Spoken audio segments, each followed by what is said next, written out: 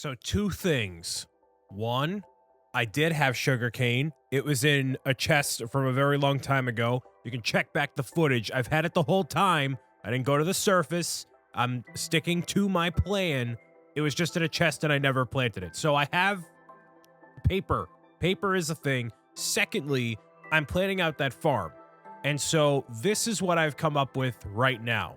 So as I showed you in the previous couple of videos, there was that layout for the tower, right? To have all the wheat and all that.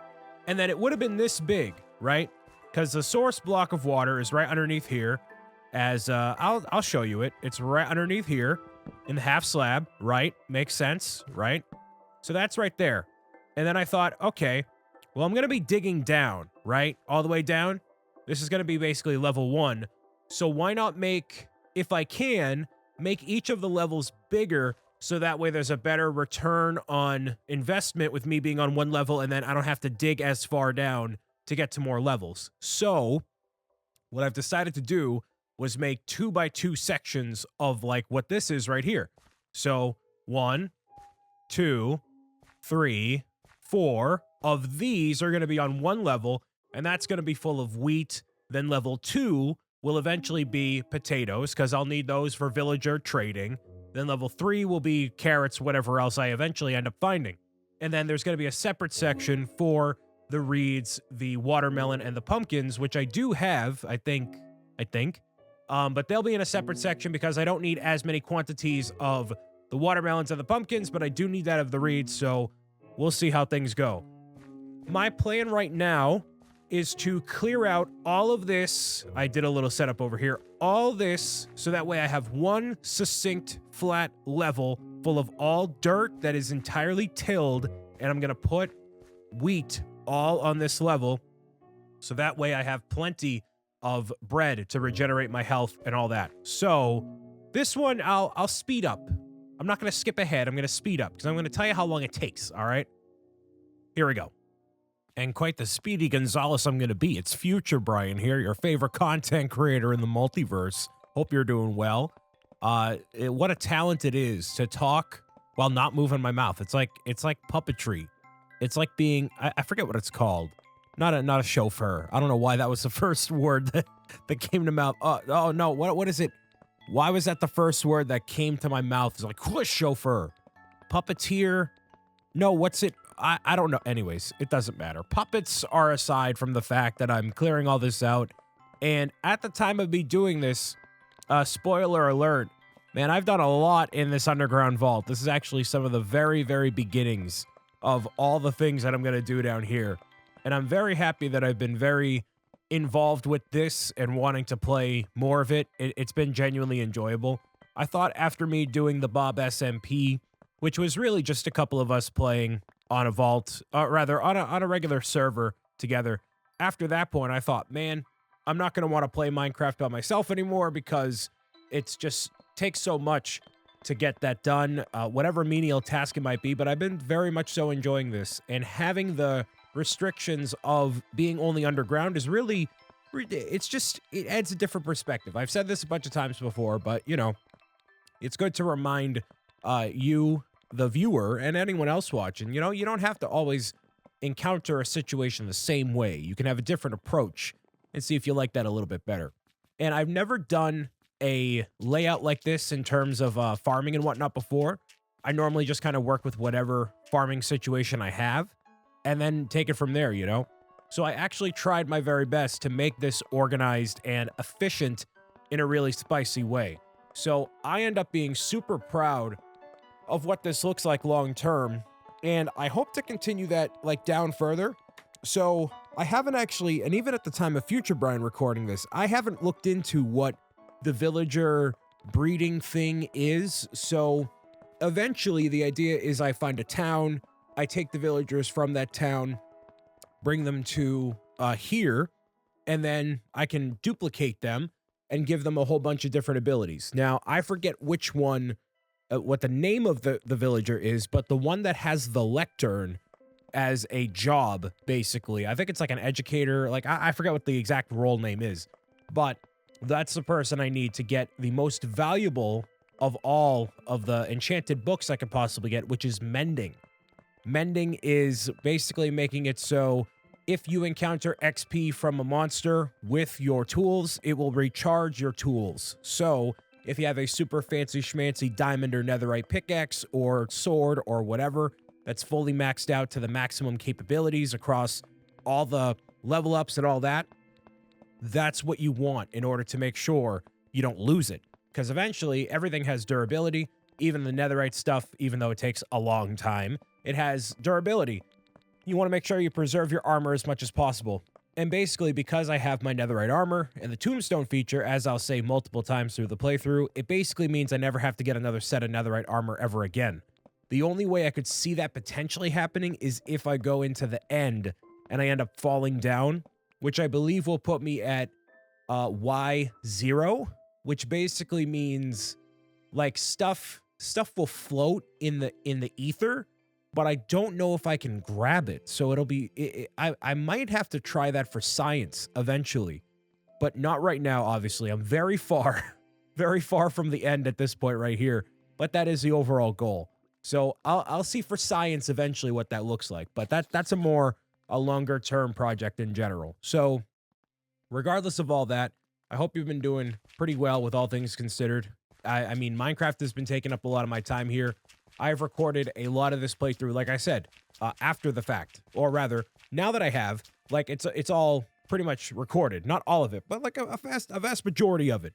In the process of editing all this stuff now, and oh boy, I was very busy playing all this stuff. Along with all the other games that are going to be coming out this year for Nintendo releases, I am super excited, and provided I go to bed at a reasonable time, I'll have the energy to do so. So, yeah, I hope that you're taking care of yourself in the same way, you know? Because if anything that I've learned or been reaffirmed of in the past couple of years is that, you know, you just got to take care of yourself, and the good night's sleep is what starts it off, you know? Some days you can persevere through, you know, it's a little bit stressful, a little bit, you know, you just got to push through, and that's okay sometimes, you know? Like, but that's what has to happen. It's a little bit of push, a little bit of pull, but getting that good night's sleep matters the most. I got like 8.5, 9 hours of sleep last night, I think, and I feel pretty electric, not gonna lie to you. So, in case you've never considered it before, do that. One thing I also got recently from future Brian, that this present Brian you're watching dig out sections right now, he did not get shelves from the hardware store. I got some wireframe shelves to house the 500 books I will eventually have in my office, but all the stuff that's on there right now is actually just stuff I've had in my office. So instead of it being a massively disheveled mess, everything's kind of organized, at least a little bit so. There's a lot of stuff over there, but that also helps just, I guess I feel a little more cleared of the mind in that sense as well, because stuff isn't everywhere, you know? You don't want to surround yourself with a bunch of stuff everywhere. If it's at least succinctly on, you know, wire shelves or in the garage or in the basement or something, you try to clear out your space kind of as much as you can, because then that makes it so you feel a little bit better about yourself and your surroundings, you know? I noticed immediately after I tried to, you know, do some more videos and stuff, I'm like, okay, well, before I got the shelves, I felt very, like, claustrophobic or just kind of scatterbrained, even more so. There was just stuff everywhere. But now it feels better, you know? So if you're watching this, you're like, man, my room is a mess. I should probably clean my room. You know, it's a mindset thing. And you don't realize it until it happens so many times. And you're like, man, it just feels like a disheveled mess around here. Which is actually kind of how it feels in right now in the vault, that I haven't built a storage area or anything of any kind yet. And having things stored succinctly is very, very efficient and very nice, you know? So I highly recommend having some sort of system like that. Even, it doesn't need to be an automatic system or something, you know? It can just be whatever. But as long as you have everything in kind of a one singular area, I'd recommend that a lot. Label it with what's it called? Signs or whatever. Just make it known, you know? And it's totally fine. You may have noticed while I'm doing this thing here, is that there's a little bit of surface light that's pouring in through. So that's not a place that I actually go to, but I did acknowledge it there. So I thought about making the stipulation being like, oh, well, if I see the sunlight, then, you know, like, obviously get out of there as soon as possible. But You know, I'm still physically underground. I'm not cheating by taking the water route, like, oh, I'm technically underwater and under the surface because I'm, you know, sort of inside of a river on the surface. It's not so I'm not playing that kind of game. I'm just trying to avoid that as much as possible, and eventually I'll make it back to the surface, but not anytime soon from this recording here. So that's the exact opposite of what I recommend to everybody who listens and watches here, because playing video games all the time, you're basically by nature kind of sort of stuck inside with no sunlight directly on top of you there. But let me tell you, getting outside and just sitting in the sun, like when you don't do it for so long, you just, you know, you have this intense staring, glaring look at the screen like I do now mining out this coal. But like having direct sunlight on you definitely makes you feel better and breaks up that gaze, if you will. So there's a little section down there I could have dropped down into, and I probably would have survived, but I just didn't feel like snapping my legs. So I just go back, and it's like, oh yeah, I woke up on this Wednesday afternoon. Yeah, I don't feel like snapping my legs right now. I feel like just chilling. So that's what I did. But hey, this thing's looking pretty snazzy. I mean, I like watching Minecraft times too. Maybe make that more of a, maybe not a recurring thing, but I think I don't know. Like watching normal speed Minecraft is very soothing, but like I have an objective, you know? I got the money on the mind and mine on the money, you know? So tilling all this land obviously absolutely annihilates the iron hoe that you have, but that's okay. Maybe one day I'll be fancy enough to get a diamond one. Spoiler alert, even as future Brian, I don't have a diamond hoe. So regardless, time for present Brian again. I'll see you again someday. Bye. Look at all this wheat, or what is going to be wheat. Took me 20 minutes, just about 20 minutes on the dot. Finding dirt down here, more difficult than you might think. A little bit difficult, and yeah, kind of, sort of. So now it's time to plant all this stuff. I have lots of resources, which is great. I gotta figure out, man, you know, I've played Minecraft enough that I've learned that everything happens kind of symbiotically. Like, you need to do a little bit of everything in the very beginning before you can focus primarily on one thing over another. Like, as your farm grows, the storage system needs to grow, and then your farming needs to grow, and like just all different types of farms. So many things have to grow in tandem. So anyways, so I have the seeds. Well, not many seeds. I got 30. I got to grab a whole bunch more. And I believe during this time, hopefully that entire farm should be, you know, fully wheated up. And then maybe that sugarcane is there. I don't know why I never planted that sugarcane from before. Maybe I was just too focused on the wheat. I know I have some flowers and whatnot too, so that's a thing to factor in. The bamboo also has to get relocated eventually. Yeah, pretty much all the wheat is grown. Nice. So, what I'll do, you can't have sugarcane on tilled land, by the way, just in case you didn't know that. So, all this sugarcane is going to get planted all across the source water blocks, which are basically right over here. So, it has to be in direct contact with the water source, or a little bit of water in general. So, you can't have it like the same way this farm is, where there's a lot of spaces in between that technically count for that. You need to have it super close by. So the way that I'm going to go about farming the sugarcane is going to be different from how I'm farming, obviously, the wheat. So there's one there. None of these tilled blocks actually matter anymore, because now I have all the seeds that I need to make the thing happen over there. So that's cool. The next step will probably be, oh man, the chickens are over here too. There's just a lot of stuff to do. Look at all this lava. That's pretty sweet. So I believe some of these have spawned in before. I think these need to be source lava blocks in order to actually work as effectively. So I don't know what exactly I need to do. I need to actually research that instead of just taking a guess, because researching the thing and learning is much more important than just taking the wild guess on that. So yeah, you can see all these are going to technically count for blocks to put down the wheat, and these ones over here do not, because they're just out of range. So what I'm curious about is the space in between. Okay, so right here, see?